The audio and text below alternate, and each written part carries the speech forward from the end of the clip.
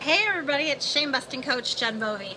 How are you today? I wanted to hop on here really quickly and talk to you about shame and anxiety. And I had this realization isn't the right word because I've known this for quite a few years, but I had this memory of an experience I had had many years ago. And so I wanted to talk to you about it because on the surface it presents like anxiety. And so the deal was that I used to have so much nervousness and anxiousness about going to the grocery store that it literally made me sick. My heart rate would amp up. I would break out into a sweat. I would be very emotional. I'd be very panicked. And so it became harder and harder to go to the grocery store because I had all this anxiety, right? And so in doing traditional therapy, I did all the coping skills. I did CBT, I did RAT, I did EFT, I did all of these things. And none of them ever made the anxiety go away long term. And none of them ever really seemed to provide me with a positive solution. I feel like this is crooked. So, anyway. So what it turned out to be was it turned out to be shame. Because I had so much shame over the way my body appeared at that point in my life that I didn't feel like I deserved to go to the grocery store, that I felt like people would just randomly judge me for being at the grocery store because eating isn't a human need or something, I don't know.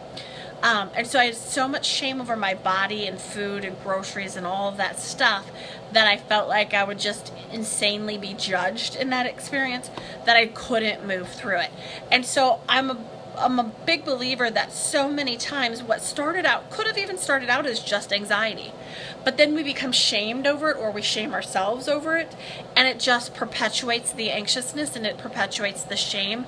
And then when we go to eradicate it, when we go to move it, it doesn't, the normal anxiety coping skills don't work because it's not really about the anxiety anymore. It's really about the shame around it, or the way that we've shamed ourselves, or the way that other people have shamed us.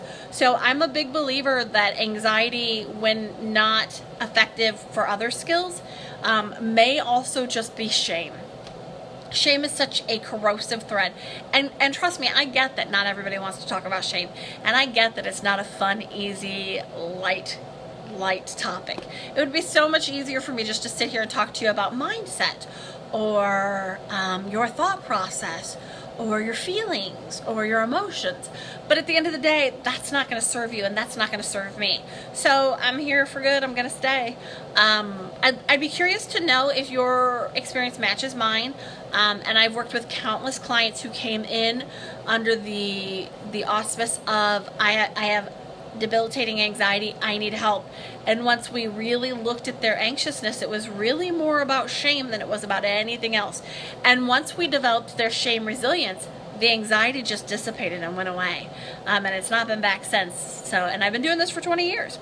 So anyway, I just wanted to hop on here and create this conversation with you guys. Does this match your experience? Does it not match your experience? Have you looked at the shame component if you're struggling with any anxiousness? I also want to invite you to check out my website, which is www.jenbovey.com. Thanks and have a great day. Bye.